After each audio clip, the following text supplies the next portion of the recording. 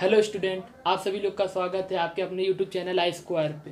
ठीक, तो बिना देर किए हम स्टार्ट करते हैं आज का अपना टॉपिक। तो आज टॉपिक हमारा क्या है? शेयर कैपिटल ऑफ कंपनी, मतलब कि कितने तरीके के हमारे शेयर कैपिटल होते हैं अंडर कंपनी एक्ट में, जिसमें से सबसे पहला नाम हमारा क्या आता है? Authorise capital. क्या नाम आता है? Authorised capital. ऑथोराइज कैपिटल के बारे में जानते हैं कि ऑथोराइज कैपिटल होता क्या है? कि जब भी हम किसी कंपनी का इनकॉर्पोरेशन या रजिस्ट्रेशन कराते हैं अंडर कंपनीज एक्ट 2013 या under any previous company act, तो उस समय हमको एक कैपिटल की वैल्यू वहाँ उसमें रजिस्ट्रेशन करते समय मोआ में पुट करनी पड़ती है। MOA in the sense memorandum of association. हमको अपने मोआ में एक वैल्यू पुट करनी रहती है, उसी को हम क्या कहते हैं? ऑथोराइज कैपिटल कहते हैं। ऑथोराइज कैपिटल को और भी कई नाम से जानते हैं। हाँ, जानते हैं, नॉमिनल कैपिटल और रजिस्टर्ड कैपिटल। जैसे एग्जांपल ले लेते हैं कि हमें अपनी कंपनी का इनकॉर्पोरेशन करना है, उस समय हमको एक वैल्यू चाहिए, वो एक वैल्यू चाहिए, कैपिटल चाहिए कि हम उस कितने कैपिटल के अंदर ही शेयर इशू करेंगे। सपोज दैट हम कर लेते हैं 2 लाख कैपिटल। ये हमारा क्या हो जाएगा? ऑथोराइज कैपिटल, जिसको हम कितने भी पार्ट में हम बांट दें, चाहे 10 रुपीज पर शेयर में बांटे, चाहे 100 रुपीज पर शेयर में, उससे डज नॉट मैटर। हमारा 2 लाख का ऑथोराइज कैपिटल होना चाहिए। क्लियर? इसके बाद हमारा दूसरा कौन सा कैपिटल आता है? Issued capital. इशूड कैपिटल हम किसे कहते हैं? हमारे ऑथोराइज कैपिटल का वो भाग जो हम पब्लिक में सब्सक्रिप्शन के लिए इशू किए, उसे हम क्या कहते हैं? इशूड कैपिटल कहते हैं। जैसे एग्जांपल ले लेते हैं कि हमारा टोटल ऑथोराइज कैपिटल कितना है? 2 लाख है, जो कि 100 रुपीज पर शेयर में डिवाइडेड है। तो कह सकते हैं टोटल नंबर ऑफ शेयर हमारे कितने हो जाएंगे? 2000 नंबर ऑफ शेयर हो जाएंगे। अब इसका हम अपने ऑथोराइज कैपिटल का जो भाग मार्केट में इशू करते हैं, सपोज दैट कर लेते हैं 1200 शेयर हम मार्केट में इशू कर रहे हैं, that is called issue share. और अपने ऑथोराइज कैपिटल का जो हिस्सा हम नहीं इशू करते हैं, कितना हमने इशू नहीं किया? 800 शेयर हमने नहीं इशू किया, that is called unissued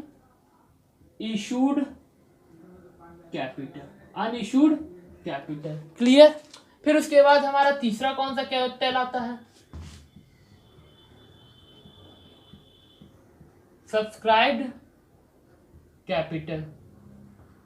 subscribe capital मतलब कि हमारे द्वारा या कंपनी के द्वारा इशू किए गए शेयर को खरीदने के लिए कितने इन्वेस्टर ने अपना विलिंगनेस शो किया या कितना एप्लीकेशन फॉर्म भरा है, उसे हम क्या कहते हैं? सब्सक्राइब्ड कैपिटल कहते हैं। कि हमने जितना मार्केट में शेयर इशू किया है, उसका कितना हिस्सा सभी इन्वेस्टर खरीदने की इच्छा दिखा रहे हैं। जैसे मान लीजिए 1200 शेयर हमने मार्केट में इशू किया, इसमें से 800 शेयर का हमको क्या मिला है? एप्लीकेशन फॉर्म मिला है कि परचेस करने के लिए, that is called subscribe capital. और जो 400 शेयर का हमको पैसा नहीं मिला है खरीदने के लिए, एप्लीकेशन फॉर्म इसका नहीं आया, that is called unsubscribed capital. Clear? अब देखिए, ये जो सब्सक्रिप्शन हमारा होता है, ये सब्सक्रिप्शन अंडर सब्सक्रिप्शन भी हो सकता है, ओवर सब्सक्रिप्शन भी हो सकता है, या इक्वल टू भी सब्सक्रिप्शन हो सकता है। ये हमारे क्वेश्चन के अकॉर्डिंग हमारा ट्रीटमेंट चलता रहता है। इसके बाद हमारा कौन सा होता है कैपिटल? चौथा कैपिटल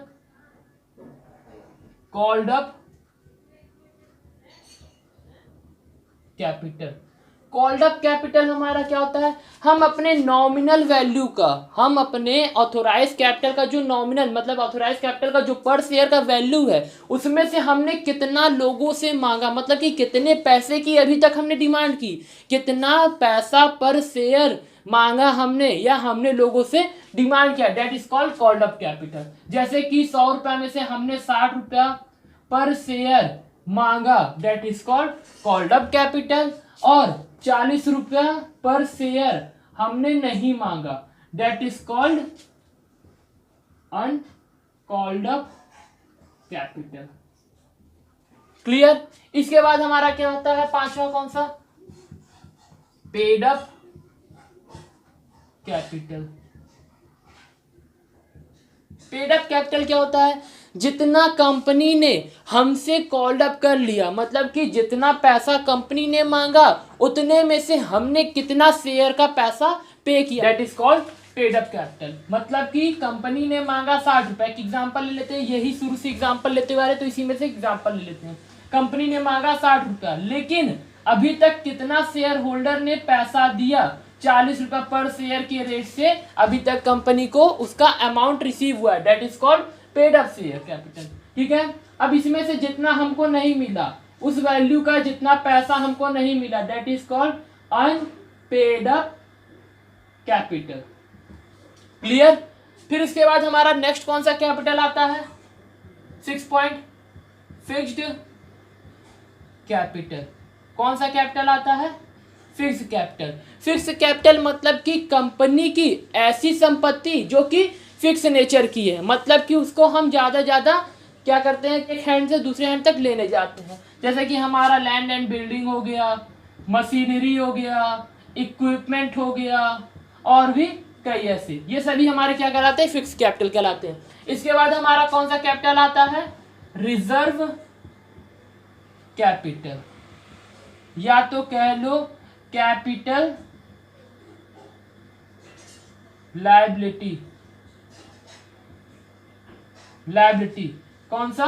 रिजर्व कैपिटल या कैपिटल लायबिलिटी। रिजर्व कैपिटल या कैपिटल लायबिलिटी होती क्या है? सपोज डेट यहाँ पे एक अपने एग्जांपल की तरफ आते हैं कि कंपनी ने अपने शेयर होल्डर से 60 रुपया मांगा और 40 रुपया नहीं मांगा। क्लियर? ध्यान समझिएगा इसके एग्जांपल को कि कंपनी ने कितना मांगा है, अभी तक 60 रुपया मांगा है और 40 रुपया नहीं मांगा। ना मांगने के बाद भी कंपनी के पास अभी भी सफिशियंट पैसा है, सफिशियंट अमाउंट है कंपनी के पास कि कंपनी को अगर कुछ इवेंट भी होता है तो भी वो पैसा यूटिलाइज कर सकता है, तो तब तक वो इस कैपिटल का पैसा नहीं मांगेगा जब तक उसके पास सफिशियंट मनी है। दैट इज कॉल्ड, ये जो 40 रुपीज शेयर का वैल्यू है, that is called capital liability. That is called capital liability या तो रिजर्व कैपिटल। क्लियर? इसके बाद हमारा कौन सा नाम आता है, कौन सा कैपिटल है सातवां वाला? Circulating capital. सर्कुलेटिंग कैपिटल हमारा क्या होता है? सर्कुलेटिंग मतलब समझ रहे हैं?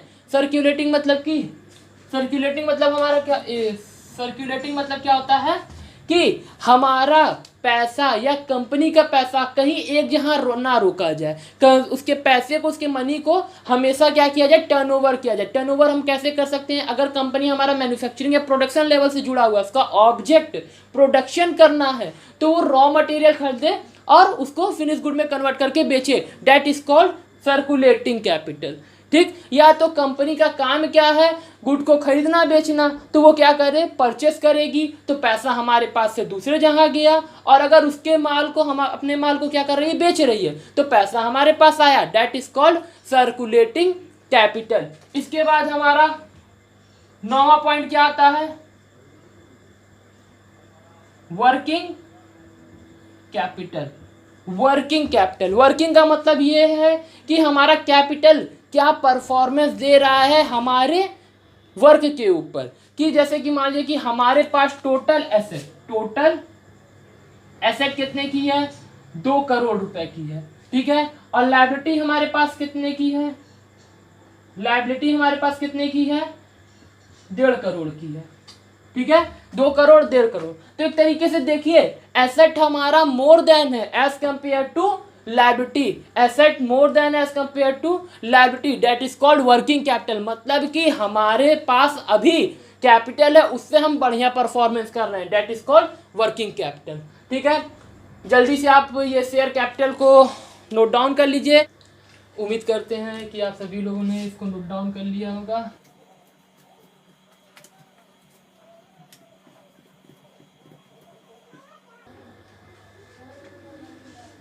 अब हमारा नेक्स्ट टॉपिक क्या है? Issue of share. Next topic क्या है? Issue of share. Issue of share, सबसे पहले हम इशू ऑफ शेयर का क्या समझ लेते हैं? थ्योरेटिकल पोर्शन समझ लेते हैं कि इशू ऑफ शेयर में क्या हमारे थ्योरी में कहा गया, फिर उसके बाद इसका जर्नल एंट्री की बात करेंगे। तो इशू ऑफ शेयर में सबसे पहला हमारा क्या आता है? Issue prospectus to issue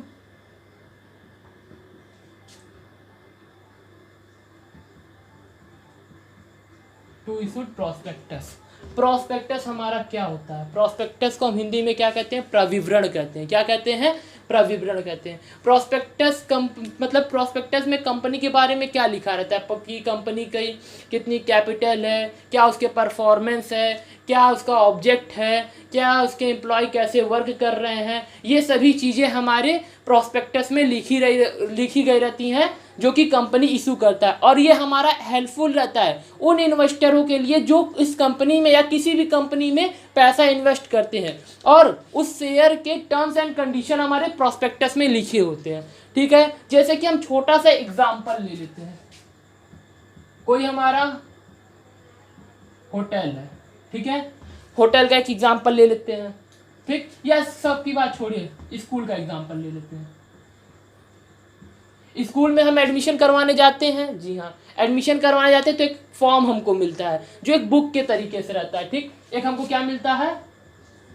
form मिलता है, जो जिसके बदले हम कुछ पैसा पे करते हैं, और वो फॉर्म हमको क्या मिलता है? फॉर्म बुक के फॉर्म में रहता है। ठीक है, अब इस बुक में टोटल कितने टीचर हैं, क्या उसकी क्या कहते हैं गैदरिंग है, क्या उसका इंफ्रास्ट्रक्चर है, क्या उस कंपनी का क्या उस स्कूल की ऑब्जेक्ट है, या क्या क्या उसके परफॉर्मेंस है कि वो ग्रोथ कर रहा है कि नहीं कर रहा है, क्या उसमें बेस्ट एजुकेशन है कि नहीं, ये सभी चीज़ें हमारी कहाँ दी रहती हैं? उसके बुक में दी रहती हैं, जो हमको फॉर्म बुक हम खरीद करके लाते हैं।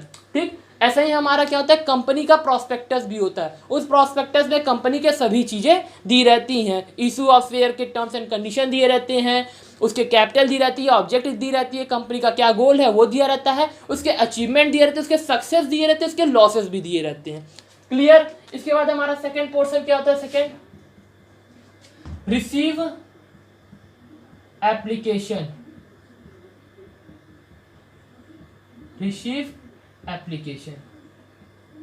रिसीव एप्लीकेशन क्या होता है? जैसे कि अभी हमने बताया कि जो प्रोस्पेक्टस होता है वो हेल्पफुल होता है हर वो इन्वेस्टर के लिए जो किसी कंपनी के शेयर को परचेस करते हैं। अब यहाँ क्या कह रहे हैं? एप्लीकेशन की। हमने जब प्रोस्पेक्टस देखा, प्रोस्पेक्टस को खोल करके पढ़ा, तभी तो हम अपना क्या करेंगे? उसको खरीदने के लिए एप्लीकेशन फॉर्म भरेंगे।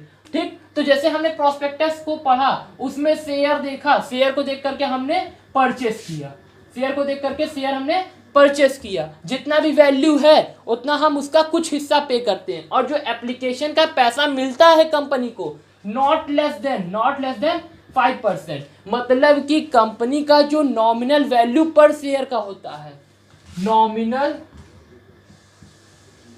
वैल्यू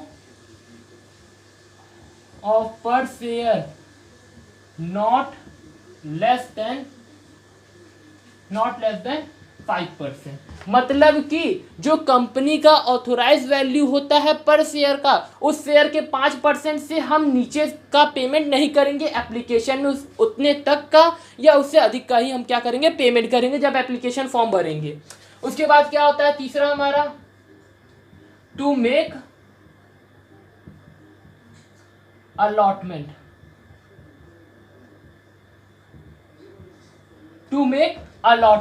अलॉटमेंट मतलब क्या होता है? आवंटन करना। हिंदी में क्या बोलते हैं इसको? आवंटन करना। जैसे कि कोई कंपनी है, एप्लीकेशन फॉर्म उसको रिसीव हुआ, अब कंपनी डिसाइड करेगी दो shareholder are issued share या आर नॉट इशूड शेयर, मतलब कि किसको वो अपने शेयर को इशू करेगी, किस शेयर होल्डर को, या किस शेयर होल्डर को वो अपने शेयर इशू नहीं करेगी। वो किसका काम होता है? कंपनी का काम होता है। That is called allotment. Clear? Fourth हमारा क्या होता है? फोर्थ हमारा होता है टू मेक